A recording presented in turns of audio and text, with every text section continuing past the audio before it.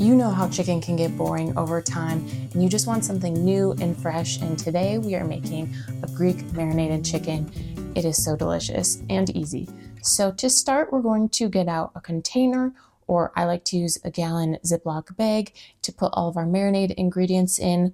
To start, we have 3 cloves of garlic minced, and my mother recently purchased this garlic press for me for Christmas, and I am enjoying it very much. My hands smell a lot less garlicky and it's so quick. Next, we need 1 tablespoon of white wine vinegar. You can use red wine vinegar or apple cider, along with 3 tablespoons of lemon juice. I typically use the juice of half of a large lemon, but you can use more or less. Fish out any of the seeds if you need to.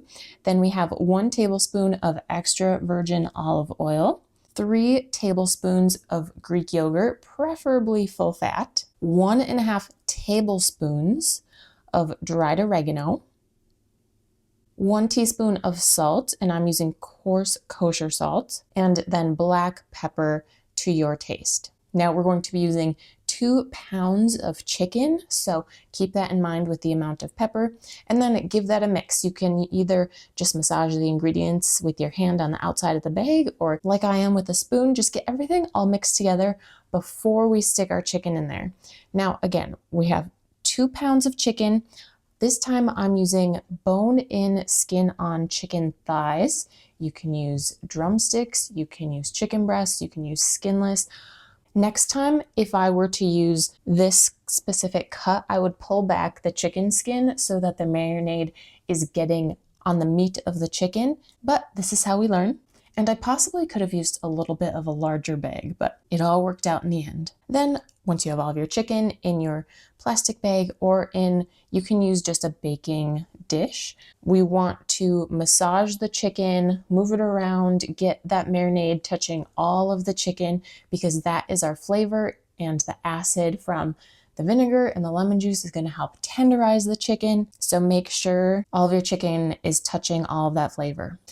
We are going to marinate our chicken for at least 2 hours, preferably 3, ideally 12, but no longer than 24 hours. I think at that point, the acid starts to break down the chicken too much. And just so you guys know, I'm borrowing this recipe. I will leave the link down below, but it is from a recipe for Greek gyros, and I found that I just love the flavor of the chicken, and so I wanted to share the chicken recipe with you guys. So I'm going to pop my chicken in the fridge and let that do its thing.